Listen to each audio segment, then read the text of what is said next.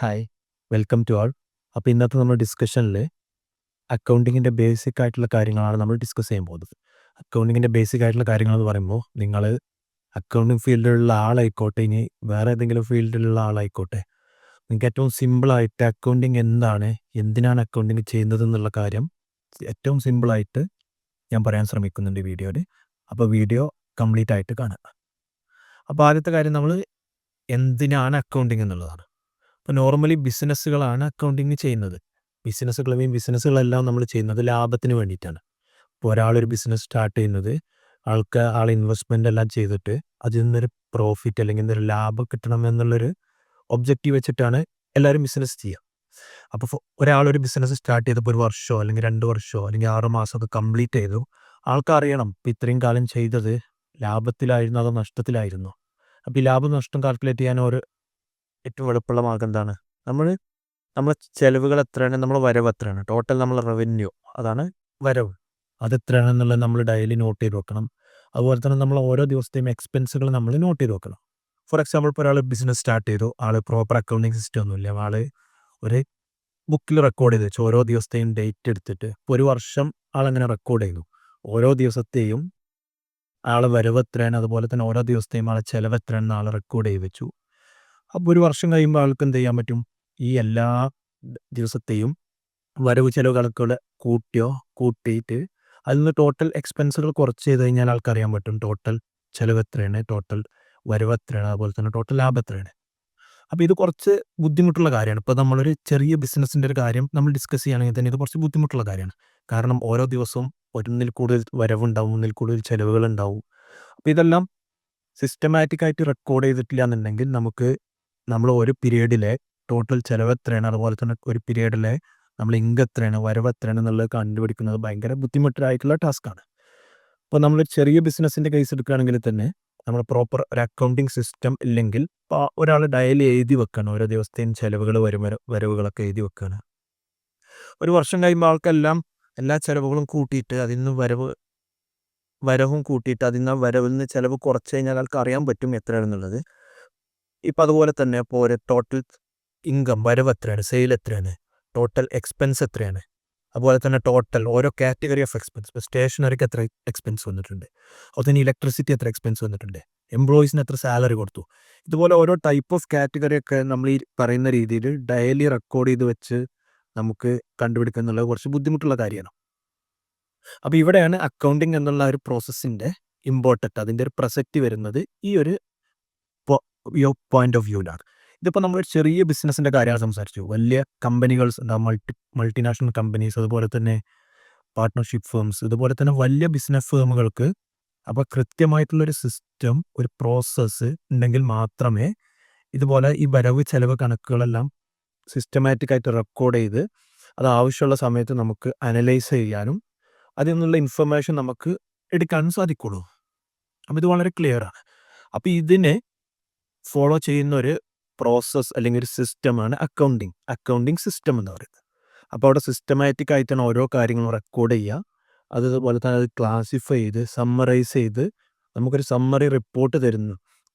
Report generate ചെയ്യാൻ പറ്റുന്ന രീതിയിൽ അവർ അക്കൗണ്ടിങ് ട്രാൻസാക്ഷൻസ് റെക്കോർഡ് ചെയ്യുന്നതിനെയാണ് അക്കൗണ്ടിങ് എന്ന് ബേസിക്കായിട്ട് പറയുന്നത്. അപ്പോൾ ഒരു ഐഡിയ കിട്ടിയെന്ന് മനസ്സിലാക്കുന്നു. ഇനി നമുക്ക് വാട്ട് ഈസ് അക്കൗണ്ടിങ്, എന്താണ് അക്കൗണ്ടിങ് എന്നൊന്ന് നോക്കാം. അപ്പം നമ്മൾ പറഞ്ഞ കാര്യങ്ങൾ തന്നെ.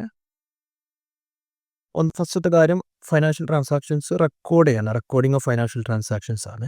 ഇപ്പോൾ നമ്മൾ പറഞ്ഞ ഈ വരവുകൾ ചിലവുകൾ, നമ്മൾ സെയിൽ എത്രയാണ്, പർച്ചേസ് എത്രയാണ്, ഇതുപോലത്തെ കാര്യങ്ങൾ സിസ്റ്റമാറ്റിക് ആയിട്ട് റെക്കോർഡ് ചെയ്യുന്നതിനെയാണ് അക്കൗണ്ടിങ് എന്ന് പറയുന്നത്. അതിൽ വരുന്നതാണ് ക്ലാസിഫൈങ് ഫൈനാൻഷ്യൽ ഡാറ്റ. അപ്പം നമ്മൾ ഈ ഫൈനാൻഷ്യൽ ഡാറ്റ, അപ്പം നമ്മൾ സെയിൽ, വരവ്, ചിലവ്, അതുപോലെ തന്നെ ടൈപ്പ് ഓഫ് എക്സ്പെൻസുകൾ ഉണ്ടാവും. നമുക്ക് ഇപ്പോൾ പർച്ചേസ് ഒരു എക്സ്പെൻസാണ്, നമ്മൾ സാലറി കൊടുക്കുന്ന എക്സ്പെൻസാണ്, അതുപോലെ തന്നെ നമ്മൾ സ്റ്റേഷനറി ഒരു എക്സ്പെൻസാണ്, ഇലക്ട്രിസിറ്റി എക്സ്പെൻസാണ്. ഇതുപോലെ ഓരോ എക്സ്പെൻസിനെയും ഡിഫറെൻറ്റ് കാറ്റഗറി ആയിട്ട്, ഇപ്പം നമ്മൾ ഈ പറഞ്ഞ പോലെ സ്റ്റേഷനറി ആയിട്ട്, സാലറി ആയിട്ടൊക്കെ ക്ലാസിഫൈ ചെയ്ത് ഫൈനാൻഷ്യൽ സ്റ്റേറ്റ്മെൻറ്റ് പ്രിപ്പയർ ചെയ്യും. അതും അക്കൗണ്ടിങ് ആണ്. അതുപോലെ തന്നെ ഈ സമ്മറൈസിങ് ഫൈനാൻഷ്യൽ ട്രാൻസാക്ഷൻ, ഇപ്പോൾ നമ്മളൊരു വർഷത്തൊക്കെ എക്സ്പെൻസുകൾ എടുത്തു കഴിഞ്ഞാൽ നമുക്ക് ഒരുപാട് എക്സ്പെൻസുകൾ ഉണ്ടാവും. അപ്പോൾ അതിൻ്റെ ഒരു സമ്മറിയാണ് നമുക്കൊരു പീരിയഡ് എൻഡിൽ നമുക്ക് റിപ്പോർട്ടായിട്ട് വേണ്ടി വരും. അപ്പോൾ ടോട്ടൽ ഈ ഒരു വർഷത്തെ ടോട്ടൽ നമ്മൾ സ്റ്റേഷനറി എക്സ്പെൻസ് എത്രയാണ്, ടോട്ടൽ നമ്മളെ സെയിൽസ് എത്രയാണ്, ടോട്ടൽ നമ്മളെ പർച്ചേസ് എത്രയാണ്. അപ്പോൾ ഇതിനെ സമ്മറൈസ് ചെയ്ത് ഒരു പീരിയഡിലേക്ക് അല്ലെങ്കിൽ ഒരു ലോങ് പീരിയഡിൽ ഒരു ലോങ് ഡാറ്റനെ സമ്മറൈസ് ചെയ്ത് ഫൈനാൻഷ്യൽ ഡാറ്റ നമുക്ക് പ്രിപ്പയർ ചെയ്യാം. അതുപോലെ തന്നെ എൻഷുറൻസ് ആക്യുറസി ആൻഡ് കംപ്ലയൻസ്. അപ്പോൾ ഈ ഫൈനാൻഷ്യൽ ഡാറ്റ പ്രിപ്പയർ ചെയ്ത് അനലൈസ് ചെയ്യുന്നതിൽ ആക്യുറസി അതുപോലെ തന്നെ വളരെ ഇമ്പോർട്ടൻ്റ് ആണ്. അതുപോലെ കംപ്ലയൻസ്, ഒരുപാട് ലോസ് ആൻഡ് റെഗുലേഷൻസ് ഉണ്ട് അക്കൗണ്ടിങ്ങിൽ, അക്കൗണ്ടിങ് സ്റ്റാൻഡേർഡ്സ് ഉണ്ട്. ഈ സ്റ്റാൻഡേർഡ് എല്ലാം ഫോളോ ചെയ്തിട്ട് വേണം നമ്മൾ ഈ ഫൈനാൻഷ്യൽ സ്റ്റേറ്റ്മെൻറ്റുകൾ പ്രിപ്പയർ ചെയ്യാൻ വേണ്ടിയിട്ട്. അതുപോലെ തന്നെ സപ്പോർട്ടിങ് ഡിസിഷൻ മേക്കിങ്ങിന് സപ്പോർട്ട് ചെയ്യുന്ന ഒരു പ്രോസസ്സാണ് അക്കൗണ്ടിങ്. ഫോർ എക്സാമ്പിൾ, ഇപ്പോൾ നമ്മൾ ഒരു വർഷം ബിസിനസ് ചെയ്തു, നമുക്ക് അറിയണം ഇപ്പോൾ ഒരു വർഷത്തെ എൻ്റെ ബിസിനസ് ലാഭത്തിലായിരുന്നോ അതോ നഷ്ടത്തിലായിരുന്നോ എന്ന് അറിയണമെങ്കിൽ അറിഞ്ഞ് ഒരു തീരുമാനം എടുക്കുന്നുണ്ടെങ്കിൽ ഇപ്പോൾ ഈ ബിസിനസ് ഇനി എക്സ്പാൻഡ് ചെയ്യണോ അതോ ഇത് വൈൻഡ് അപ്പ് ചെയ്യണോ, അതൊരു തീരുമാനം, ഒരു ബിസിനസ് ഡിസിഷനാണ്.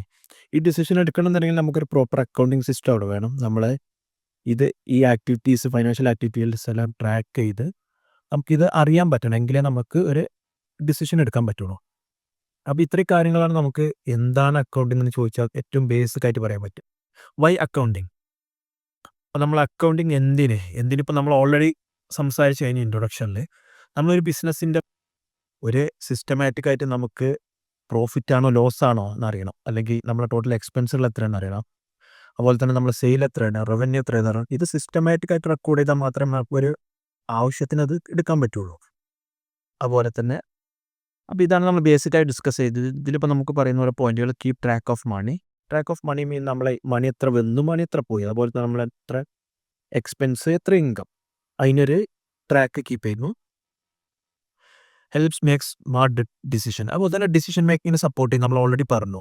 അപ്പോൾ നമുക്ക് ഈ ഡാറ്റ നമ്മൾ ഓൺ ടൈമിൽ കിട്ടിക്കഴിഞ്ഞാൽ മാത്രമേ നമുക്ക് ബിസിനസ്സിൽ ഡിസിഷൻസ് എടുക്കാൻ പറ്റുള്ളൂ. ഇനി വേറെ എന്തെങ്കിലും തീരുമാനങ്ങൾ എടുക്കണോ, നമ്മൾ പർച്ചേസ് ചെയ്യുന്ന പ്രൈസ് കൂടുതലാണോ, നമ്മൾ സെല്ലിംഗ് പ്രൈസ് എത്രയാണ്, നമ്മുടെ മാർജിൻ എത്രയാണ്, ഇതുപോലത്തെ ഇൻഫർമേഷൻസ് കിട്ടിക്കഴിഞ്ഞാൽ മാത്രമേ നമുക്ക് ഡിസിഷൻസ് എടുക്കാൻ പറ്റുള്ളൂ. Keep you league. അതുപോലെ തന്നെ ഏറ്റവും ഇമ്പോർട്ടൻ്റ് ആയിട്ടുള്ളൊരു കാര്യമാണ്, ഇപ്പോൾ ഗവൺമെൻറ് ലീഗൽ അതോറിറ്റീസ് എപ്പോഴും നമ്മൾ അക്കൗണ്ട് ചോദിച്ചുകൊണ്ടിരിക്കും. കാരണം അവർക്ക് അവരെ വരുമാനം എന്ന് പറയുന്നത് നമ്മളെ ബിസിനസ് പേ ചെയ്യുന്ന ടാക്സ് ആണ് അവർ ഏറ്റവും പ്രധാനപ്പെട്ട വരുമാനത്തിൽ ഒരു വരുമാനം. അപ്പോൾ ഗവൺമെൻറ് എപ്പോഴും ബിസിനസ്സിൻ്റെ അക്കൗണ്ട്സിൽ അതിൻ്റെ ലാഭത്തിൻ്റെ നഷ്ടത്തിലൊക്കെ ഇൻട്രസ്റ്റഡ് ആണ്.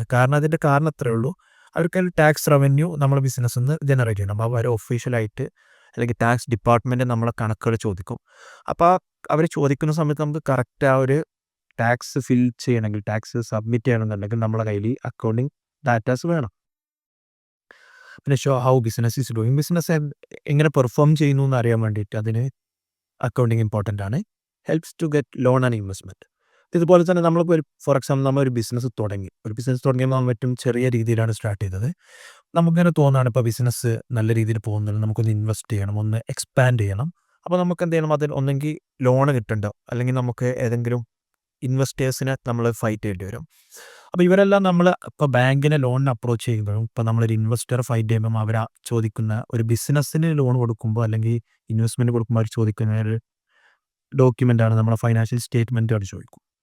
ഫോർ എക്സാമ്പിൾ നമ്മളെ balance sheet, profit and loss account, cash flow statement, ഇതുപോലത്തെ ഫൈനാൻഷ്യൽ സ്റ്റേറ്റ്മെൻറ്റ്സ് അവർ ചോദിക്കും. അപ്പോൾ ഇത് ചോദിക്കുമ്പോൾ നമുക്ക് പ്രൊവൈഡ് ചെയ്യണമെങ്കിൽ നമുക്ക് ഈ ഫൈനാൻഷ്യൽ സ്റ്റേറ്റ്മെൻറ്റ് കറക്റ്റായിട്ട് മെയിൻറ്റെയിൻ ചെയ്യണം. അപ്പോൾ അതുപോലെ തന്നെ അവിടെ ഒരു അക്കൗണ്ടിങ് സിസ്റ്റം പ്രോപ്പറായിട്ട് കീപ്പ് ചെയ്യും വേണം. അപ്പോൾ ഇത് എന്തിനാണ് അക്കൗണ്ടിങ് ചെയ്യുന്നതിൻ്റെ ഒരു കുറച്ച് പോയിന്റ്സ് ആണ്. ഇനി ഫൈനാൻഷ്യൽ ട്രാൻസാക്ഷൻ. അപ്പം നമ്മൾ അക്കൗണ്ടിങ്ങിൽ ഫൈനാൻഷ്യൽ ട്രാൻസാക്ഷൻസ് ആണ് ബിസിനസ്സിൽ റെക്കോർഡ് ചെയ്യുന്നത്. അതായത് ബിസിനസ്സിൽ ഒരുപാട് ആക്ടിവിറ്റീസ് ഉണ്ടാവും. ചിലപ്പോൾ നോൺ ഫൈനാൻഷ്യൽ ട്രാൻസാക്ഷൻസ് ഉണ്ടാവും. ഫോർ എക്സാമ്പിൾ, ഒരു എംപ്ലോയി നല്ല രീതിയിൽ വർക്ക് ചെയ്യുന്നു, അല്ലെങ്കിൽ കസ്റ്റമർ നമ്മൾ പ്രൊഡക്റ്റിൽ സാറ്റിസ്ഫൈഡ് ആയി, ഇതൊന്നും നോൺ മോണിറ്ററി ട്രാൻസാക്ഷൻസ് എന്നാണ് ഇതിന് പറയുക. ഇതെല്ലാം ഒരു ബിസിനസ്സിലൊരു ട്രാൻസാക്ഷനാണ്, ഇതിനെല്ലാം ഇമ്പോർട്ടൻസ് ഉണ്ട്. പക്ഷേ അക്കൗണ്ടിങ്ങിൽ ഫൈനാൻഷ്യൽ ട്രാൻസാക്ഷൻസ് മാത്രമാണ് നമ്മൾ റെക്കോർഡ് ചെയ്യുന്നത്. ഫോർ എക്സാമ്പിൾ, നമ്മൾ സെയിൽ റെക്കോർഡ് ചെയ്യും, നമ്മൾ പർച്ചേസ് റെക്കോർഡ് ചെയ്യും, ഇപ്പോൾ നമ്മൾ എക്സ്പെൻസുകൾ റെക്കോർഡ് ചെയ്യും, നമ്മൾ മറ്റെന്തെങ്കിലും റവന്യൂ ഉണ്ടെങ്കിൽ അത് റെക്കോർഡ് ചെയ്യും. ഇതുപോലത്തെ ട്രാൻസാക്ഷൻസ്, ഫൈനാൻഷ്യൽ ട്രാൻസാക്ഷൻ, നമുക്ക് ഫിനാൻഷ്യലി മെഷർ ചെയ്യാൻ പറ്റുന്ന, നമുക്ക് അളക്കാൻ പറ്റുന്ന ട്രാൻസാക്ഷൻസ് മാത്രമാണ് നമ്മൾ അക്കൗണ്ടിങ്ങിൽ റെക്കോർഡ് ചെയ്യുക.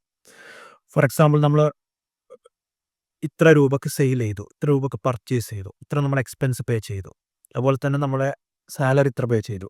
ഇതെല്ലാം നമുക്ക് കറക്റ്റ് മോണിറ്ററി വാല്യൂവിൽ ഇത്ര റുപ്പീസ് എന്നുള്ളത് നമുക്ക് പറയാൻ പറ്റും. അപ്പോൾ ഇതുപോലത്തെ ട്രാൻസാക്ഷൻസ് ആണ് നമ്മൾ അക്കൗണ്ടിങ്ങിൽ റെക്കോർഡ് ചെയ്യുക. അതുപോലെ തന്നെ ഇപ്പം നോൺ ഫൈനാൻഷ്യൽ ട്രാൻസാക്ഷൻസ് എന്ന് പറയുമ്പോൾ നമ്മളെ എംപ്ലോയീസ് സാറ്റിസ്ഫൈഡ് ആണ്. നമ്മൾ എത്രത്തോളം സാറ്റിസ്ഫൈഡ് ആണ് നമുക്കത് മെഷർ ചെയ്യാൻ പറ്റൂല. കസ്റ്റമർ നമ്മുടെ പ്രൊഡക്റ്റിൽ സാറ്റിസ്ഫൈഡ് ആണ്. നമ്മളൊരു ബ്രാൻഡ് ഇമേജ് ഡെവലപ്പ് ചെയ്യുന്നുണ്ട്. അപ്പോൾ അതൊന്നും നമുക്ക് മെഷർ ചെയ്യാൻ പറ്റില്ല. മെഷർ ചെയ്യാൻ പറ്റാത്ത കാര്യങ്ങൾ നമ്മൾ ഫൈനാൻഷ്യൽ റിപ്പോർട്ടിങ്ങിൽ അല്ലെങ്കിൽ ഫൈനാൻഷ്യൽ അക്കൗണ്ടിങ്ങിൽ നമ്മൾ റെക്കോർഡ് ചെയ്യൂലത്. നമുക്ക് മെഷർ ചെയ്യാൻ പറ്റുന്ന ഫൈനാൻഷ്യൽ ട്രാൻസാക്ഷൻസ് മാത്രമേ അതിൽ റെക്കോർഡ് ചെയ്യുള്ളൂ.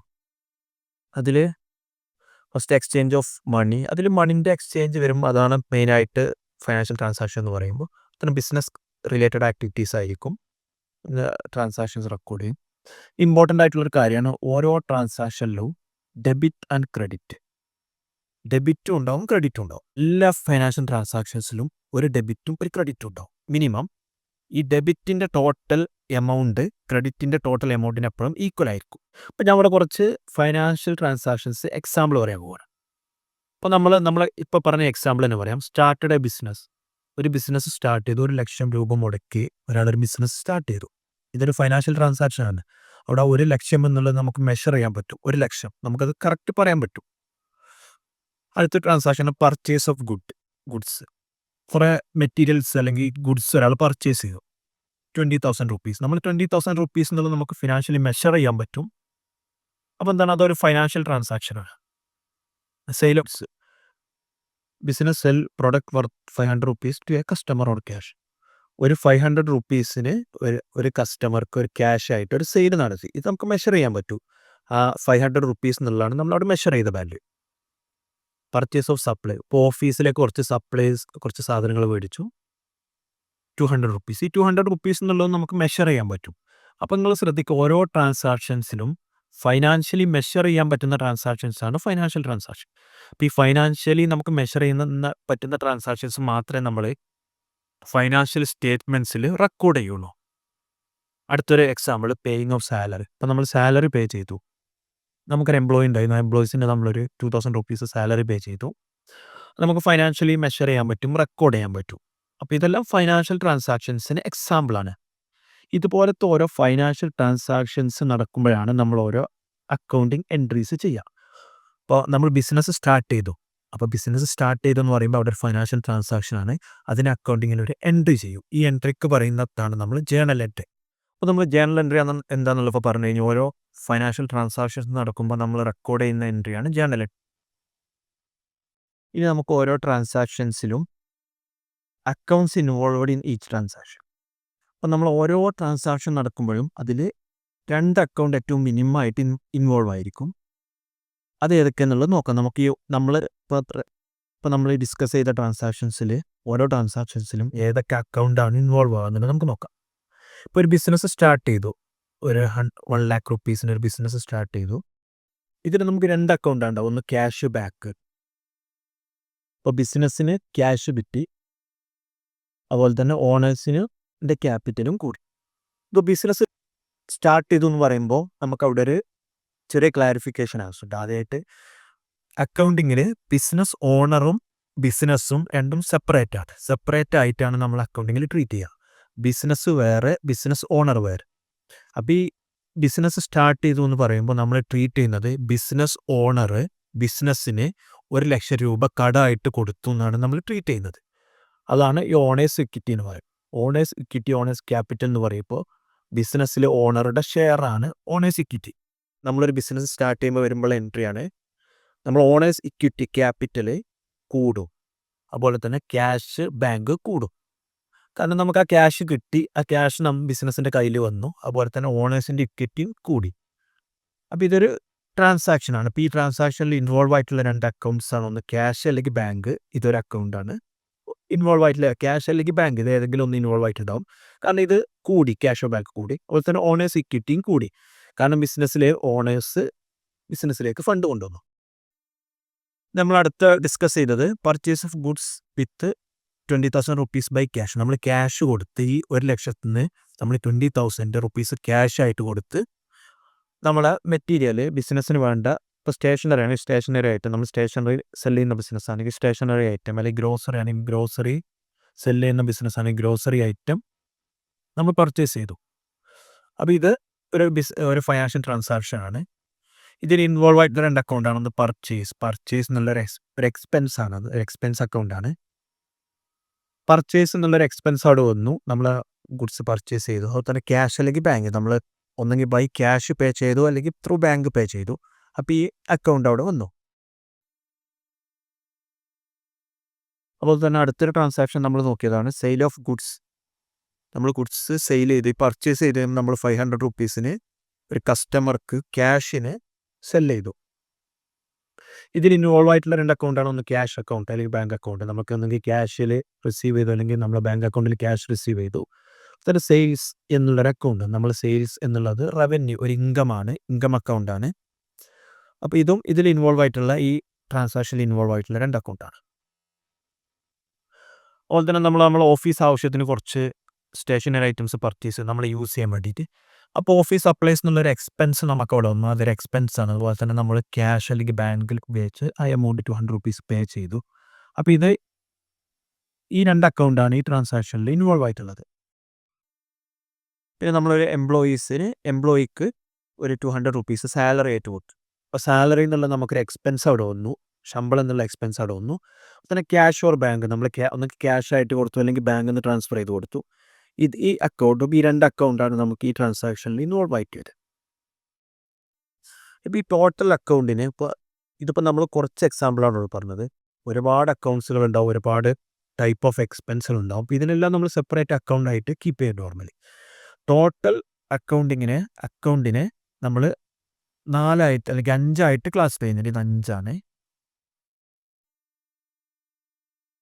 ഇപ്പം അസറ്റ് എന്ന് പറയുമ്പോൾ എന്താണ്? അപ്പം നമുക്ക് ലോങ് ടേമിന് ബെനിഫിറ്റ് കിട്ടുന്ന ഒരു ആസ്തി. നമ്മൾ അസറ്റ് എന്ന് പറയുമ്പോൾ ആസ്തി എന്നാണ് അതിന് മലയാളത്തിൽ. ലോങ് ടേമിൽ നമുക്ക് ബെനിഫിറ്റ് കിട്ടുന്ന ഒരു ആസ്തിനെയാണ് അസറ്റ് എന്ന് പറയുക. ഫോർ എക്സാമ്പിൾ നമ്മളൊരു ലാൻഡ് വാങ്ങി, ഒരു അസറ്റാണ്. അതുപോലെ തന്നെ നമ്മളൊരു മെഷീനറി വാങ്ങി ബിസിനസ്സിൽ, ഒരു അസറ്റാണ്. നമുക്ക് ലോങ് ടേമിൽ 1 വർഷത്തിൽ കൂടുതൽ അതിൻ്റെ ബെനിഫിറ്റ് നമുക്ക് കിട്ടും. അതാണ് നോർമലി നമ്മൾ അസറ്റായിട്ട് ക്ലാസിഫൈ ചെയ്യാനുള്ളൊരു ക്രൈറ്റീരിയ. അതുപോലെ എക്സ്പെൻസ് എന്ന് പറയുമ്പോൾ നമ്മൾ ഷോർട്ട് ടേം ആയിട്ടുള്ള എക്സ്പെൻസ്. നമ്മൾ എംപ്ലോയീസിന് സാലറി കൊടുത്തു, അത് നമുക്ക് 1 വർഷത്തിൽ കൂടുതൽ അതിൻ്റെ ബെനിഫിറ്റ് ഉണ്ടാവില്ല. ഒരു മാസത്തേക്കുള്ളതായി ചിലപ്പോൾ കൊടുത്തിട്ടുണ്ടാവുക, അല്ലെങ്കിൽ ഒരു ദിവസത്തേക്ക് അല്ലെങ്കിൽ ഒരാഴ്ചത്തേക്ക്. അപ്പോൾ ഇത് എക്സ്പെൻസ് ആണ്. അപ്പം നമ്മൾ അസറ്റായിട്ട് ക്ലാസിഫൈ ചെയ്യുന്നതും എക്സ്പെൻസ് ആയിട്ട് ക്ലാസിഫൈ ചെയ്യുന്നതും ഇപ്പോൾ നമ്മൾ രണ്ടും നമുക്ക് ചിലപ്പോൾ ക്യാഷ് ആയിട്ട് നമ്മൾ പേ ചെയ്തിട്ടുണ്ടാവും. ഫോർ എക്സാമ്പിൾ നമ്മൾ ലാൻഡ് വാങ്ങുമ്പോഴും പർച്ചേസ് ചെയ്യുമ്പോഴും നമ്മൾ ക്യാഷ് ആയിട്ട് പേ ചെയ്തിട്ടുണ്ടാവും. നമ്മൾ എംപ്ലോയീസിന് സാലറി കൊടുക്കുമ്പോൾ നമ്മൾ ക്യാഷ് ആയിട്ട് പേ ചെയ്തിട്ടുണ്ടാവും. പക്ഷേ നമ്മൾ ഈ ലാൻഡ് വാങ്ങുന്നത് ഒരിക്കലും നമ്മളൊരു എക്സ്പെൻസ് ആയിട്ട് കൺസിഡർ ചെയ്യില്ല. കാരണം നമുക്ക് ലോങ് ടേമിൽ നമുക്ക് ബെനിഫിറ്റ് കിട്ടാൻ വേണ്ടിയിട്ടാണ് നമ്മൾ ആ ഇൻവെസ്റ്റ്മെൻറ്റ് നടത്തുക, ലാൻഡ് വാങ്ങുന്നത്. അപ്പോൾ ഇതുപോലെ ലോങ് ടേമിൽ ഇൻവെസ്റ്റ്മെൻറ്റ് നടത്താൻ വേണ്ടി നമ്മൾ ഇൻവെസ്റ്റ്മെൻറ്റ് അല്ലെങ്കിൽ ബെനിഫിറ്റ് കിട്ടാൻ വേണ്ടി അല്ലെങ്കിൽ 1 വർഷത്തിൽ കൂടുതൽ നമുക്ക് ബെനിഫിറ്റ് കിട്ടും നമ്മൾ നോർമലി അസറ്റ് എന്നുള്ള ക്ലാസിഫിക്കേഷനിലാണ് വരിക. അസറ്റിന് എക്സാമ്പിൾ എന്തൊക്കെയാണ്? അപ്പോൾ നമ്മളൊരു ബിൽഡിങ് പണിതു, അസറ്റാണ്. നമ്മൾ 1 വർഷത്തിൽ കൂടുതൽ അതിൻ്റെ ഇത് കിട്ടും. നമ്മളൊരു കമ്പ്യൂട്ടർ വാങ്ങി, 1 വർഷത്തിൽ കൂടുതൽ നമ്മൾ കമ്പ്യൂട്ടർ ഉപയോഗിക്കും. അതുപോലെ തന്നെ നമ്മളൊരു AC ഇൻസ്റ്റാൾ ചെയ്തു, ഫർണിഷിങ് ചെയ്തു. ഇതെല്ലാം അസറ്റ്സാണ്. ഇതിൻ്റെ എല്ലാം ബെനിഫിറ്റ് നമുക്ക് 1 വർഷത്തിൽ കൂടുതൽ കിട്ടും. പിന്നെ എക്സ്പെൻസ് ആകുമ്പോൾ നമ്മൾ 1 വർഷത്തിൽ കുറവ് മാത്രമേ നമുക്ക് അതിന് ബെനിഫിറ്റ് ഉണ്ടാവുള്ളൂ. ഫോർ എക്സാമ്പിൾ നമ്മൾ സ്റ്റേഷനറി കുറച്ച് പേന, ബുക്ക് എല്ലാം പർച്ചേസ് ചെയ്തു, നമുക്ക് 1 വർഷത്തിൽ കുറവേ അതിൻ്റെ ബെനിഫിറ്റ് ഉണ്ടാവുള്ളൂ. അതുപോലെ തന്നെ നമ്മൾ എംപ്ലോയീസിൻ്റെ സാലറി പേ ചെയ്തു, നമ്മൾ ഇലക്ട്രിസിറ്റി ബില്ല് പേ ചെയ്തു. ഇതിൻ്റെ എല്ലാം ബെനിഫിറ്റ് നമുക്ക് 1 വർഷത്തിൽ കുറവേ ഉണ്ടാവുള്ളൂ. അപ്പോൾ ഇങ്ങനത്തെ സ്പെൻഡിങ്ങിന് എക്സ്പെൻസ് എന്ന് പറയും. ഇനി ലയബിലിറ്റീസ് എന്ന് പറയുമ്പോൾ ഇപ്പോൾ കമ്പനി ഒരു ലയബിലിറ്റീസ് എന്ന് പറഞ്ഞാൽ അതിന് മലയാളം ബാധ്യത എന്നാണ്. ഇപ്പോൾ കമ്പനി ഒരു ലോൺ എടുത്തു, ബിസിനസ് സ്റ്റാർട്ട് ചെയ്യാൻ വേണ്ടിയിട്ട് ലോൺ എടുത്തു കഴിഞ്ഞാൽ അത് നമുക്ക് ലയബിലിറ്റിയാണ്. അതുപോലെ തന്നെ ഓണേഴ്സ് ഇക്വിറ്റിയും ഇപ്പോൾ ബിസിനസ്സും ഓണേഴ്സും സെപ്പറേറ്റ് ട്രീറ്റ് ചെയ്യണമെന്ന് നമ്മൾ പറഞ്ഞു. ബിസിനസ് വേറെ, ഓണർ വേറെ. അപ്പോൾ ഇങ്ങനെ ട്രീറ്റ് ചെയ്യുമ്പോൾ ഈ ഓണേഴ്സ് ഇക്വിറ്റി എന്നുള്ളത് ബിസിനസ്സിനെ സംബന്ധിച്ചിടത്തോളം ഒരു ലയബിലിറ്റിയാണ്. അതുപോലെ തന്നെ നമ്മൾ ഷോർട്ട് ടേം ആയിട്ട് ആരെങ്കിലും കടായിട്ട് എന്തെങ്കിലും ഗുഡ്സ് പർച്ചേസ് ചെയ്തു, ഇപ്പോൾ നമ്മൾ സപ്ലൈസ് നമുക്ക് കടായിട്ട് ഗുഡ്സ് തന്നു, അത് നമുക്കൊരു ലയബിലിറ്റിയാണ്. ഇപ്പോൾ ലാബിലിറ്റി എന്ന് പറയുമ്പോൾ നമ്മൾ ഫ്യൂച്ചറിൽ നമുക്കൊരു ബാധ്യത, അത് നമ്മളൊരു സെറ്റിൽ ചെയ്യേണ്ട എമൗണ്ട് കൊടുത്ത് സെറ്റിൽ ചെയ്യേണ്ട ഒരു ബാധ്യത വരുമ്പോഴാണ് നമുക്ക് ലാബിലിറ്റി ക്രിയേറ്റ് ചെയ്യുമെന്ന് പറയാം.